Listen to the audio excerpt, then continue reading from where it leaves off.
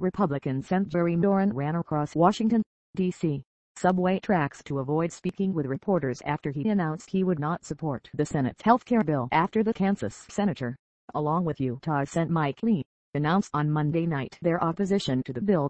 Senate Majority Leader Mitch McConnell abandoned the proposal and called for Obama's signature law to be repealed without a replacement. Several journalists then tweeted out that Moran had run across the Capitol Hill subway tracks to avoid answering questions about his decision on Tuesday. Moran's office, however, said that it was an exaggeration to say he was running, suggesting instead that the senator had leapt across the rails. Republican Sen Jerry Moran ran across Washington, D.C.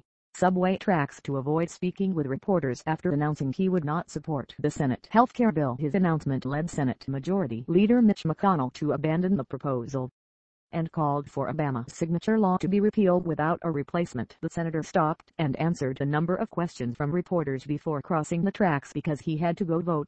Spokesman Tom Brand told the Washington Examiner he even spoke to reporters again after he crossed the tracks.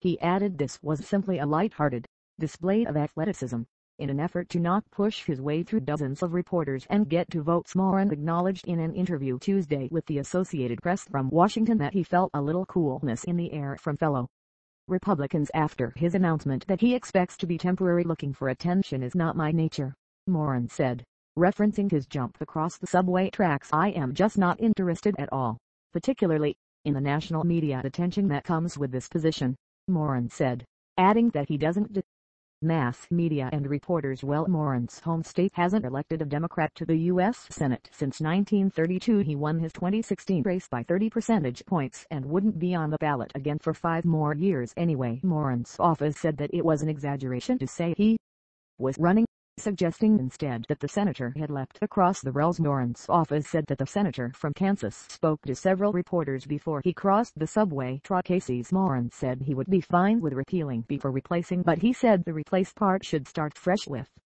the more open process. He's also wanted to protect rural hospitals, and his staff has been in regular contact with the Kansas Hospital Association, which has been critical of GOP proposals so far. An "oh shucks" demeanor Moran has brought to hundreds of far-flung town hall meetings over the years will likely insulate him from any serious challenge from the left or right. He's also built a political capital by returning to Kansas each weekend. This is showing that he is willing to step out when he thinks it has a significant effect on his constituents, said state GOP Chairman Kelly Arnold. Moran's stance also is garnering praise from the Hospital Association, which projects GOP proposals will cost the state federal funds. More than 30 community hospitals are considered financially vulnerable, many in rural areas of the state. The Hospital Association noted Tuesday that the senator has visited all 127 community hospitals in the state. Moran said he would be fine with repealing before replacing, but he said the replace part should start fresh with a more open process. Senate Majority Leader Mitch McConnell Center announced on Tuesday that he would withdraw the healthcare bill. He's always had an ear to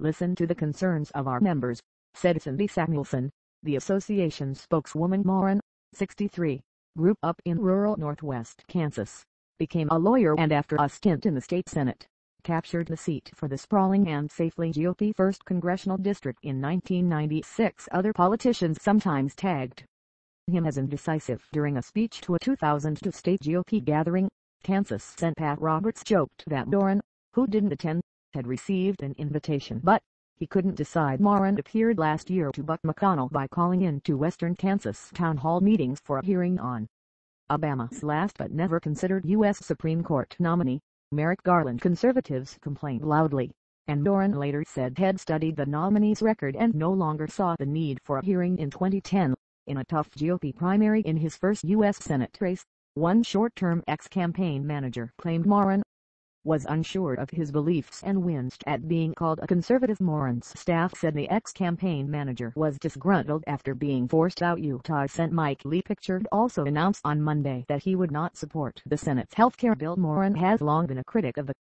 Affordable Care Act, arguing that it did nothing to rein in rising healthcare costs while making health plans for individuals and small businesses more expensive. As a congressman, he filed one of the first bills to repeal it. Kansas conservatives have been successful running against Obama and his health care law, and President Donald Trump carried the state easily in last year's election. Roger Marshall, the current 1st District congressman and a Moran ally, said he trusts Moran is working for a better healthcare plan but added, "I think that there's no way that we're going to have a perfect healthcare bill." Moran also is breaking with Roberts, who helped draft the Senate GOP proposals and is backing him. Roberts has said Kansas would do well under the GOP proposals and called Tuesday for all senators to engage on the legislation. Moran said he had a responsibility to pursue what is best for his state. "He'll try to do that in a way that is effective, that leaves me fully capable of having conversations with the president and people at the White House, as well as my congressional colleagues," Moran said, adding that despite any coolness toward him now, "I don't have a sense that there's a problem."